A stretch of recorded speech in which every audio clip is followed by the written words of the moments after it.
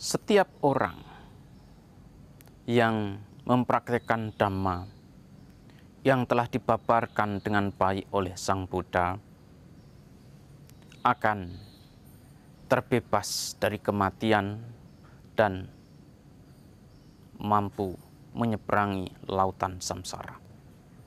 Mereka tidak akan lagi terjebak dalam proses penderitaan, dan mereka pun akan hidup dengan damai dan bahagia. Setiap orang yang mempraktikkan ajaran Sang Buddha dengan baik, mempraktikkan ajaran Sang Buddha dengan sungguh-sungguh, pastilah kedamaian yang hanya akan dinikmatinya, kebahagiaan yang akan dinikmatinya. Masalahnya adalah kebanyakan orang merasa bahwa dirinya telah mempraktikkan ajaran Sang Buddha, telah mempraktikkan Dhamma yang baik, telah mempraktikkan apa yang telah diajarkan oleh Sang Buddha. Namun dalam realitasnya, kebencianlah yang kemudian dipupuk, keserakahanlah kemudian yang terus disuburkan, kebodohan batinlah yang kemudian terus terpatri begitu kuat. Nah, oleh karena itu, mereka yang mau berjuang dengan sungguh-sungguh, mau berlatih dengan serius, menerapkan ajaran Sang Buddha dengan cara yang benar, dengan cara yang bajik dan juga bijak, akan mampu merealisasi pembebasan batin dalam kehidupan sekarang ini juga.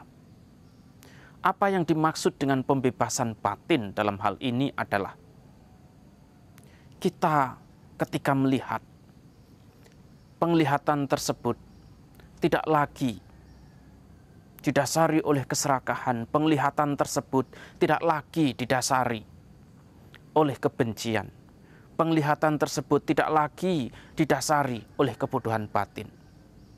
Memungkinkankah itu? Sangat memungkinkan. Kalau keserakahan itu ada, sifat non-serakah itu pasti ada. Kalau sifat kebencian itu ada, keadaan yang bebas dari kebencian itu pasti ada. Kalau kebodohan batin itu ada, kebijaksanaan itu pun ada.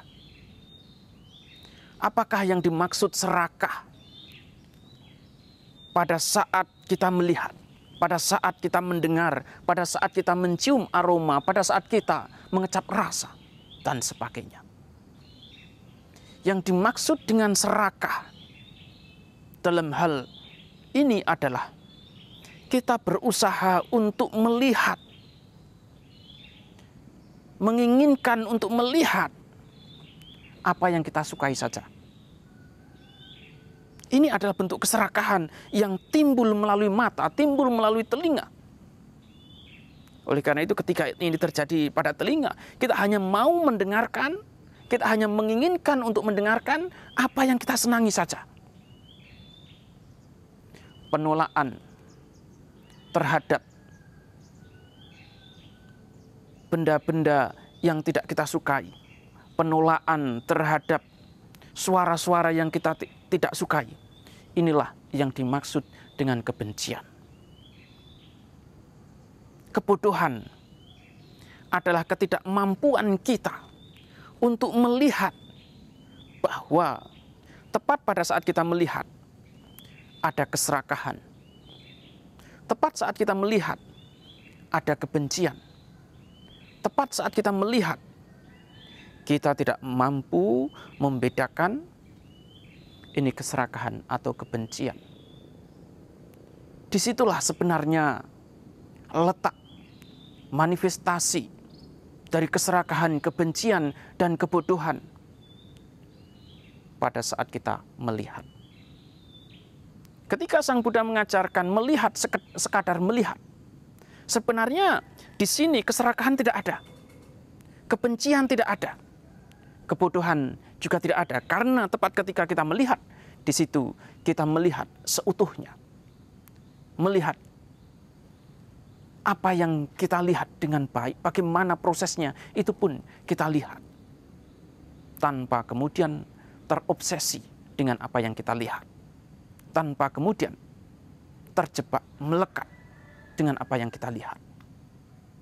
Nah, inilah sebenarnya bagaimana kondisi batin yang terbebaskan. Bebas dari keserakahan, bebas dari kebencian, bebas dari kebodohan batin. Inilah kondisi batin yang bebas dari penderitaan dan kondisi batin orang-orang yang telah sampai ke pantai seberang.